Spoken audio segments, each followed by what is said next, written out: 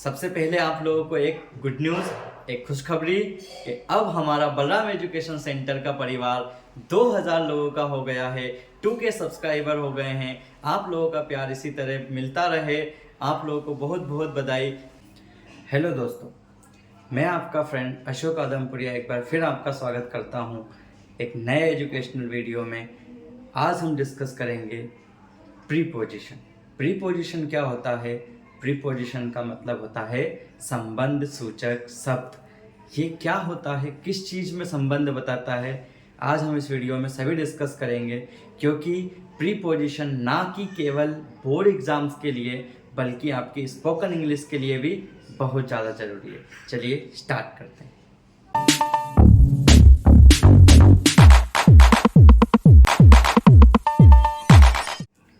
आइए देखते हैं प्रीपोजिशंस की डेफिनेशन क्या होती है, प्रीपोजिशंस होते क्या हैं।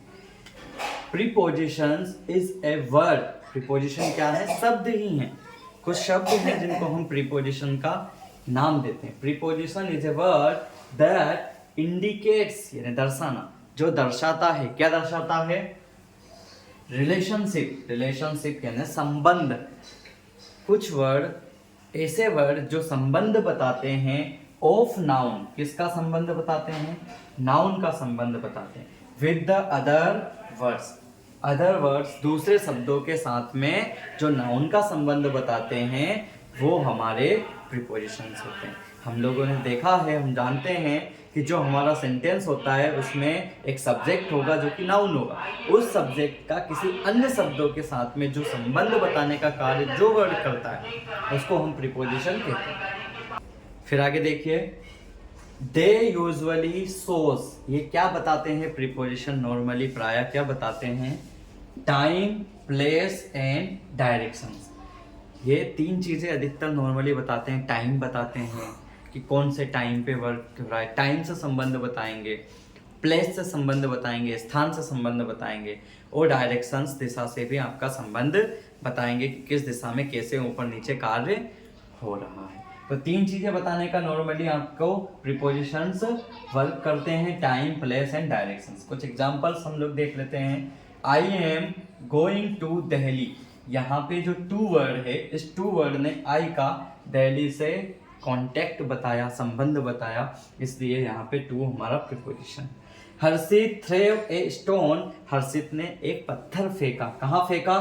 Into the pond. पोंड यानी तालाब, और इनटू का मतलब होता है में, तालाब में। तो तालाब में पत्थर फेंका, तो यहाँ पे इनटू मेरा प्रीपोजिशन होगा। He is working at home. वह घर पर कार्य कर रहा है, तो ये आपका प्रीपोजिशन है। हम लोग अच्छे से देखेंगे एक प्रीपोजिशंस जो हमारे एग्जाम के पॉइंट ऑफ व्यू से बड़े ही इंपॉर्टेंट है, सबको डिस्कस करेंगे। तो अगले स्लाइड में आप लोगों को एक प्रीपोजिशंस का चार्ट मिलेगा। आप उस चार्ट का स्क्रीनशॉट भी ले सकते हैं जिसमें आपको सभी प्रीपोजिशंस, टाइम वाले, प्लेस वाले और डायरेक्शंस वाले भी, और प्रीपोजिशंस की डेफिनेशन का भी स्क्रीनशॉट आप लोग ले सकते हैं।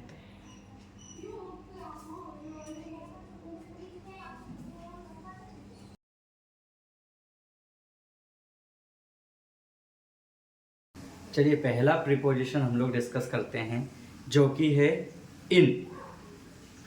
इन का जो नॉर्मली मीनिंग निकलता है वो निकलता है में या फिर अंदर, किसी चीज़ के अंदर या में। हम इनका प्रयोग कहाँ कहाँ करते हैं? इन होता क्या है? इन जो है preposition of place and time. इनका प्रयोग हम प्लेस बताने के लिए, स्थान बताने के लिए भी करेंगे, तथा साथ ही में टाइम बताने के लिए भी हम इनका प्रयोग करते हैं। दूसरा है, हम देखें कि इनका प्रयोग मुझे कैसी जगह पे करना है? स्टेबल जगह पे, जो स्थिर चीजें हैं। मतलब यदि कोई सी जगह है जिसके भीतर ही वो चीज है, बाहर से अंदर नहीं आई है, वो उसी के अंदर है, वो अंदर चाहे घूम रही है, कुछ भी कर रही है, तो ऐसी स्टेबल जगह पर हम लोग इनका प्रयोग करते हैं। जैसे कि ये पेन है, ये पेन मेरे पॉकेट में रखी है, अंदर रखी हुई है, ये इसके अंदर ही है, इसलिए यहाँ पे हम इनका प्रयोग करेंगे। लेकिन ये बाहर से अंदर जाएगी तो इन नहीं होगा। फिर देखिए, इनक्लोज्ड या कवर। हमने लिखा हुआ है किसी चीज के अंदर वो चीज उससे घिरी हुई होनी चाहिए। ये जो ढक्कन है ये मेरे मुट्ठी के अंदर है, ये इससे पूरा का पूरा इनक्लोज्ड है, घिरा हुआ। फिर हम देखें ईयर और मंथ। यदि हम साल की बात करें, यहाँ पे टाइम वाली बात आ गई। यदि हम किसी वर्ष को बताएंगे तो वर्ष के पहले हम इन लगाएंगे, ईयर के पहले, और मंथ के पहले हम लोग इन लगाएंगे। कुछ एग्जाम्पल्स दिए गए हैं, हम एग्जाम्पल से अच्छे से समझ पाएंगे। आई लिव्स इन इंदौर, मैं इंदौर में रहता हूँ। ऐसा नहीं करता हूँ कि मैं कुछ दिन बाहर रहता हूँ, कुछ यहाँ, मैं इंदौर में ही रहता हूँ। कहीं किसी जगह की, बड़ी जगह का हम नाम ले रहे हैं और उसके अंदर कुछ काम कर रहे हैं, तो वो वहाँ पे मैं इनका प्रयोग कर रहा हूँ।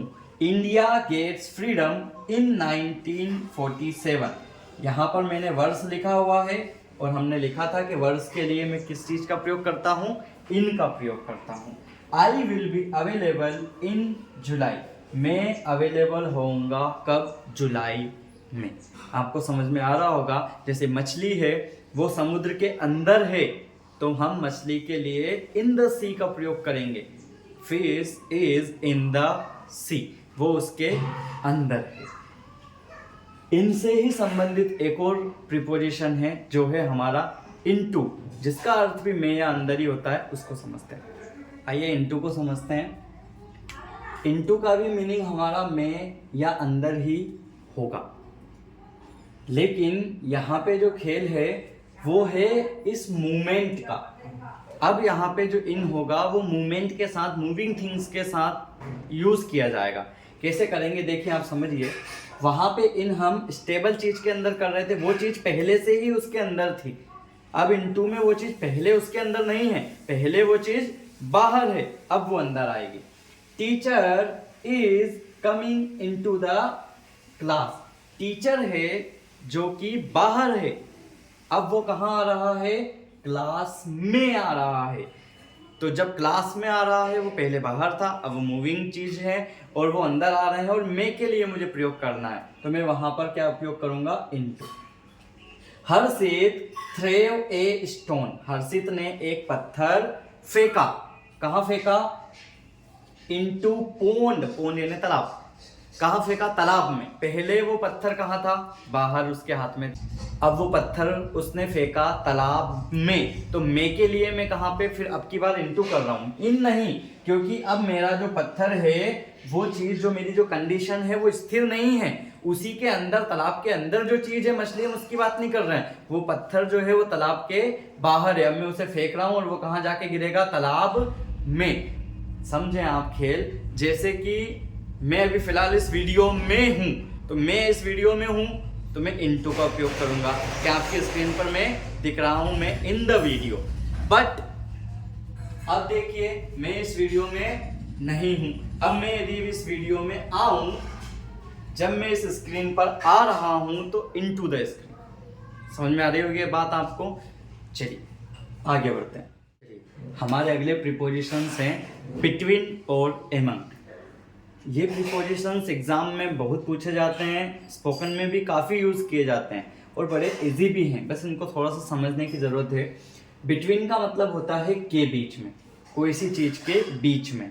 उसी प्रकार एमंग का भी मतलब होता है के बीच में, लेकिन सिर्फ इतना सा डिफरेंस है, आप इतना सा याद रखें कि बिटवीन का जब भी प्रयोग किया जाएगा वो हमेशा दो चीज़ों के बीच में किया जाएगा। दो लोगों की बात करें, दो चीज़ों की बात करें, दो नाउन की बात करेंगे, उनके बीच में यदि मुझे कुछ बताना है तो वहां पे मैं बिटवीन का प्रयोग करूंगा। और यदि दो से ज्यादा की बात करूंगा, दो से ज्यादा चीजें हैं, दो से ज्यादा नाउन है, तो मैं वहां पर फिर एमंग का प्रयोग करूंगा। एक बार हम एग्जांपल्स देखते हैं, उससे समझ में आएगा। Rani is sitting between Sita and Gita. जो रानी है वो बैठी हुई है, रानी बैठी हुई है, कहाँ बैठी हुई है, सीता और गीता। कितने हैं ये, दो स्टूडेंट, दो लड़कियां हैं, सीता और गीता, इनके बीच में रानी बैठी हुई है। जब दो की मैंने देखा कि मेरे सेंटेंस ने बताया सीता और गीता, दो गर्ल्स, तो मैं उसके लिए किस चीज का प्रयोग किया, मैंने बिटवीन का। एक और देखिए, the distance between Indore and Bhopal. तो डिस्टेंस यानी दूरी जो है इंदौर और भोपाल, इंदौर और भोपाल, यहाँ पे कितनी चीजें हैं, दो शहर है, दो सिटी की बात करी। Is 200 kilometre. 200 है या नहीं है वो हमने एक सिर्फ समझने के लिए लिखा हुआ है कि बिटवीन इंदौर एंड भोपाल, इंदौर और भोपाल कितनी है, दो चीजें हैं, दो सिटी हैं। तो यहां पर मैं किस चीज का प्रयोग कर रहा हूं इस बार भी, बिटवीन का। देखिए अमंग में समझते हैं, डिस्ट्रीब्यूट दीज मैंगोज, चलिए बांट दीजिए इन मैंगो को, इन आमों को बांट दीजिए। चिल्ड्रन, कितने सारे चिल्ड्रन है, बहुत सारे चिल्ड्रन है, काफी सारे क्लास में बहुत सारे चिल्ड्रन है, उनके बीच में यदि मुझे बांटना है तो वो 2 से ज्यादा है, तो इस बार मैं क्या लगाऊंगा, एमंग, ना कि बिटवीन। यहाँ पे दो चीजें नहीं बताई गई। फिर देखिए, Rahul is the most intelligent, Rahul जो है बड़ा ही बुद्धिमान है, सबसे ज्यादा बुद्धिमान है। किनमें, एमंग 15 स्टूडेंट्स, 15 स्टूडेंट्स में 15 हैं, 2 से ज्यादा हैं, इसलिए मैंने इस जगह पर भी किस चीज का प्रयोग किया, एमंग का। तो बिटवीन और एमंग का प्रयोग सादा और सिंपल है, बड़ा ही इजी है। बस इतना सा याद रखना है कि जब भी मैं दो चीजों की बात करूंगा तो मैं उस जगह पे बिटवीन लगाऊंगा। याद रखने के लिए ऐसा याद रखिए कि बिट और विन दो चीजें हैं, दो चीजों के बीच में जब भी मैं कुछ बताना है कि इसके बीच में, दो चीजों के बीच में, तो मैं वहां पर बिटवीन का प्रयोग करूंगा। और 2 से ज्यादा या किसी ग्रुप की बात की जाए, 2 से ज्यादा 10, 20, 50 कितने भी हों, उन सब के लिए मैं किस चीज का प्रयोग करूंगा, एमंग का। चलिए नेक्स्ट प्रीपोजिशन, हमारे जो 2 प्रीपोजिशन हैं वो हैं सिंस और फॉर। इनका मीनिंग देख लेते हैं, कहाँ पे यूज किए जाते हैं। सिंस और फॉर जो दोनों प्रीपोजिशन हैं वो प्रीपोजिशंस ऑफ टाइम होते हैं, जो समय बताने के लिए हमारे प्रयोग किए जाते हैं। सिंस का प्रयोग से के लिए किया जाएगा और फॉर का उपयोग भी से के लिए किया जाएगा, परंतु फॉर का उपयोग एक चीज के लिए और किया जाता है, वो होता है के लिए। फॉर का रियल मीनिंग जो निकलता है वो के लिए। तो सिंस और फॉर दोनों में से आएगा, दोनों का उपयोग हम से के लिए करेंगे। तो सर हम कहाँ पे सिंस का प्रयोग करें और कहाँ फॉर का प्रयोग करें, चलिए देखते हैं। जब हम निश्चित समय की बात करेंगे, जब हमारे सेंटेंस में, जब हमारे वाक्य में डेफिनेट टाइम हो, निश्चित समय हो, जब फिक्स टाइम रहेगा हमारे पास कि एक पॉइंट ऑफ टाइम के जिस समय से कार्य शुरू हुआ है, एक फिक्स टाइम है कि इस इतनी बजे से, इतने तारीख से, इतने साल से, जो भी फिक्स समय रहेगा, तो हम फिक्स समय के लिए या डेफिनेट टाइम के लिए सिंस का प्रयोग करेंगे। पहले हम सिंस देखेंगे, फॉर बाद में देखेंगे। जैसे कि फिक्स टाइम कैसा, सिंस 2019 फिक्स है कि 2019 से ही कार्य शुरू हुआ। कौन सा साल, साल बताया गया है यहाँ पे। सिंस मॉर्निंग, सुबह से कार्य शुरू हुआ है। सिंस 22 जुलाई 1995, 22 जुलाई 1995। अब की बार तो और भी ज़्यादा स्पेशलाइज कर दिया और फिक्स कर दिया उस समय को। सिंस लास्ट नाइट, आप लोग जब हम एप्लीकेशन लिखते हैं तो उसमें लिखते हैं कि I am suffering from fever since last night, तो हम बताते हैं कि कौन से समय से मुझे बुखार आ रही है, फिक्स है वो समय, पिछली रात से मुझे बुखार आ रही है, तो लास्ट नाइट। सिंस 10 AM, सुबह 10 बजे से। एक बार आप फॉर का प्रयोग समझे, आपको बिल्कुल क्लियर डिफरेंस समझ में आएगा। फॉर का प्रयोग हम करेंगे समय अंतराल के लिए, ड्यूरेशन ऑफ टाइम, यानी फिक्स समय की बजाय एक समय अंतराल है, एक बीच का इलाका है, एक समय। एक और बात समझे, जिस समय से कार्य शुरू हुआ उस समय को बताएं तो सिंस, और कितनी देर से कार्य चल रहा है, जो समय का अंतराल होगा, उसके लिए हम फॉर का प्रयोग करेंगे। फॉर का प्रयोग हम एक्सचेंज समथिंग के लिए भी करते हैं। यदि मुझे कुछ लेना है, जैसे हमें कीमत बतानी होती है, आई बॉय इट फॉर 10 रुपीज़, इसे हम फॉर का प्रयोग करते हैं। ये हम एग्जाम्पल्स में समझेंगे, पहले हम समझ लेते हैं। जैसे कि फॉर 2 आवर्स, ये एक समय अंतराल है 2 घंटे। कौन से 2 घंटे ये नहीं बताया गया, वो फिक्स नहीं किया गया, इसलिए यहाँ पे हम फॉर लगाएंगे। फॉर 2 मंथ, 2 ईयर्स, कौन से 2 ईयर्स पता नहीं। फॉर 2 डेज और फॉर 2 मिनट्स। आप बस इतना सा समझ के रखिए, इधर से याद रखिए, second, minute, hours, day, month, year, 2 से याद रख सकते हैं, 2 year, 2 seconds, 2 months, 2 days, 2 years. ऐसी जगह पे हम फॉर का प्रयोग करते हैं। और जो जगह फिक्स है, जैसे 2019 सुबह मॉर्निंग, 22 जुलाई लास्ट नाइट, जो फिक्स जगह है, पॉइंट ऑफ टाइम, कौन से समय से कार्य शुरू हुआ, जहाँ पॉइंट बताया जाए, किस समय से शुरू हुआ, वहां पे हम सिंस का प्रयोग करते हैं। हम कुछ एग्जाम्पल्स देखते हैं जिससे आपको और क्लियर हो जाएगा। चलिए एग्जाम्पल्स से समझते हैं हम लोग। ये मैंने यहाँ पे कुछ एग्जाम्पल्स लिखे हुए हैं सिंस के भी और फॉर के भी, पढ़िए। दे हैव बीन प्लेइंग, वे खेल रहे हैं। सिंस मॉर्निंग, यहाँ आपको बोर्ड एग्जाम्स में ब्लैंक दिया जाएगा, रिक्त स्थान जिसको आप कहते हो, फिल इन द ब्लैंक। यहाँ पे आपको सिंस और फॉर में से एक चूज करना पड़ेगा। तो हम क्या चूज करेंगे, क्योंकि मॉर्निंग है, हमने पहले देखा था फिक्स टाइम है कि मॉर्निंग में खेल रहे हैं, तो वहां पर मैं सिंस का प्रयोग करूंगा। फिर आगे देखिए, आई हैव बीन लिविंग, मैं रह रहा हूं, इन भोपाल, भोपाल में रह रहा हूं मैं। कब से रह रहा हूं, सिंस 2013। वो वहां पे फिक्स है कि 2013 से ही मैं रह रहा हूं। वी हैड बीन लर्निंग, हम पढ़ रहे थे, हम सीख रहे थे इंग्लिश। क्या सीख रहे थे, इंग्लिश।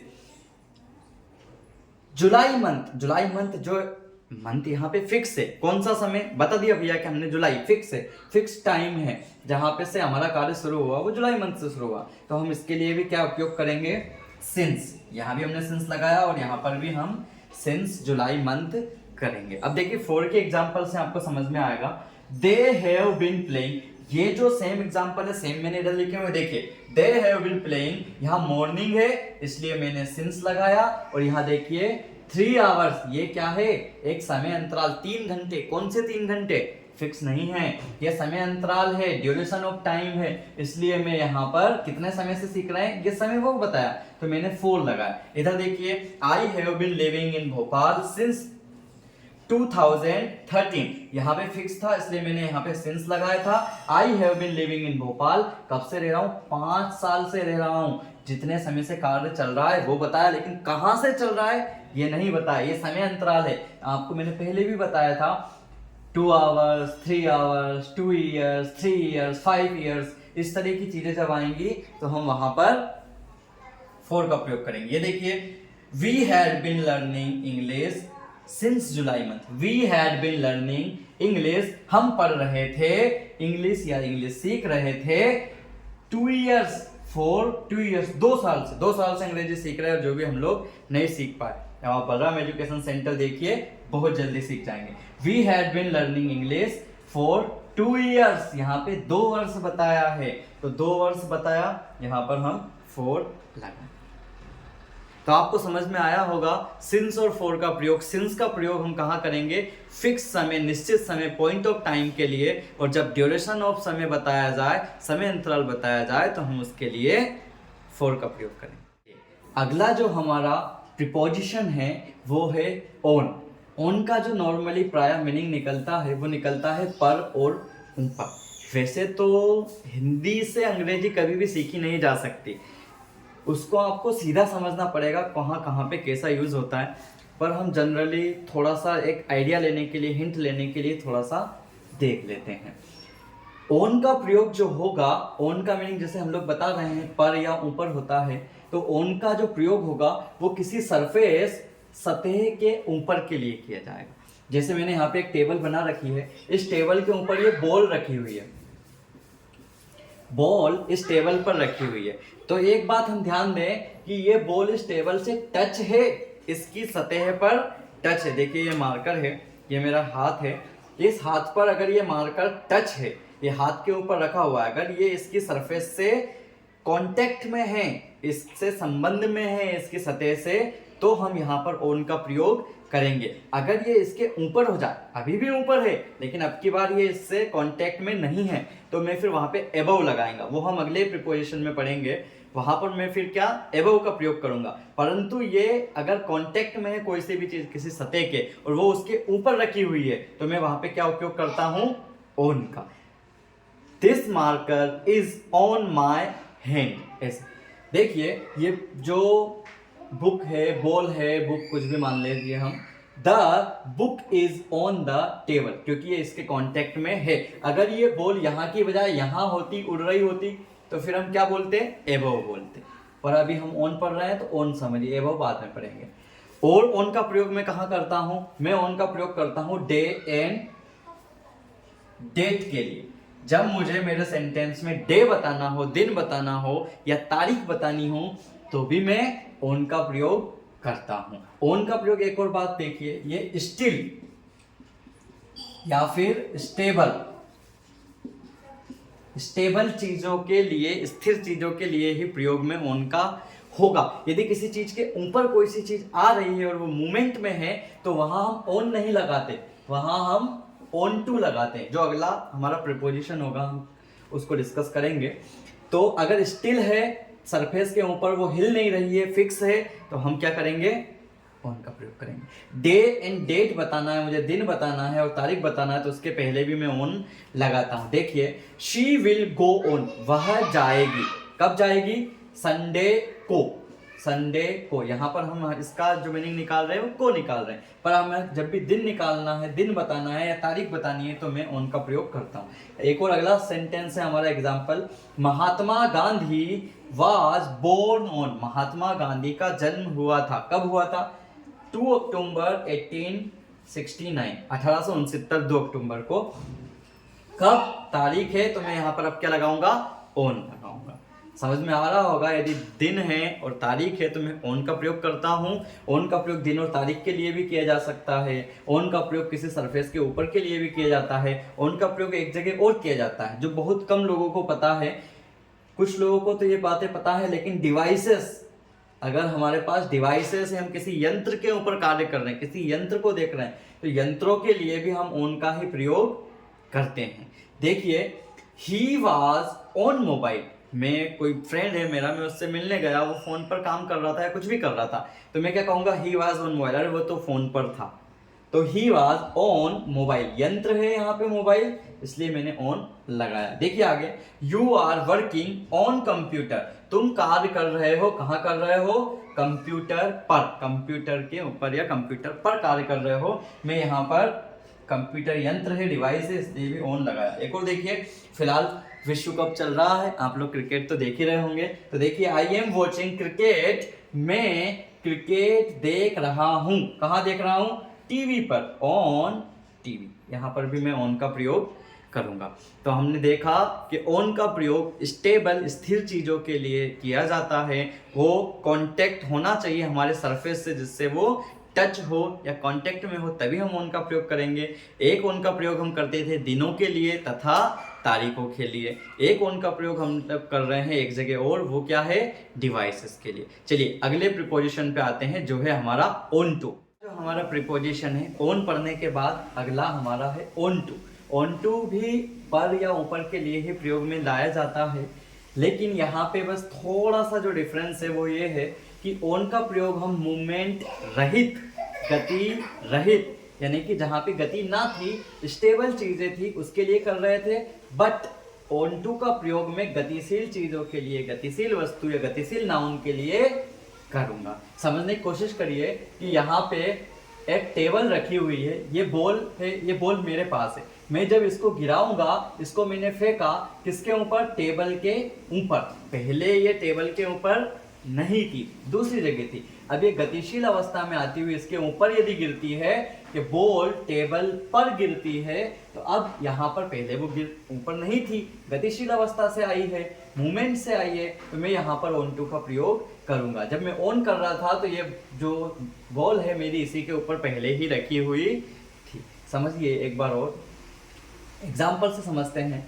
एन एप्पल फेल, एक एप्पल गिरा, एक एप्पल गिरा, कहाँ गिरा, ऑन टू माई हेड, मेरे सर के ऊपर, मैं बैठा हुआ था, ऊपर से एप्पल गिरा, पहले एप्पल ऊपर लगा हुआ था, फिर वो आके मेरे सर पर गिरा। जब कांटेक्ट किया बाद में किया, पहले वो अलग था, मूवमेंट में आया, इसलिए मैं क्या कहूंगा, ऑन टू।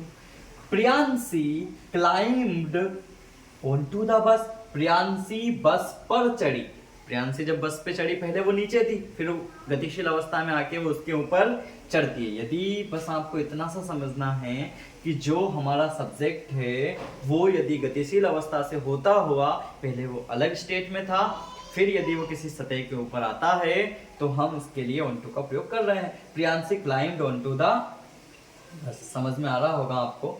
सुहानी जंप्ड, सुहानी कूदी, कहाँ कूदी, बेड, बेड के ऊपर, ऑन द बेड, बेड के ऊपर यदि सुहानी कूदती है तो वो किसी चीज के ऊपर है, उसके लिए भी मैं ऑन टू का प्रयोग कर रहा हूँ।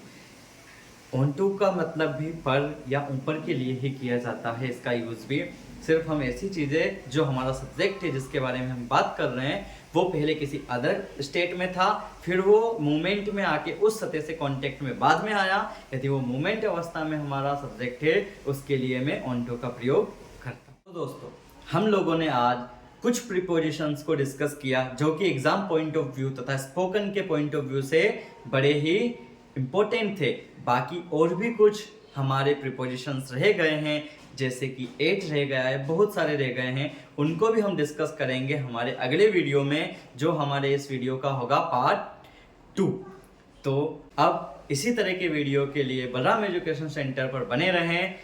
अगर आपको वीडियो वर्थी लगता है, अगर हेल्पफुल लगता है, आपको मदद करता है, तो अपने सभी दोस्तों को शेयर करिए तथा बलराम एजुकेशन सेंटर को सब्सक्राइब करना ना भूलें। चलिए फिर से मिलते हैं एक अगले वीडियो में, तब तक के लिए टेक केयर, गुड बाय।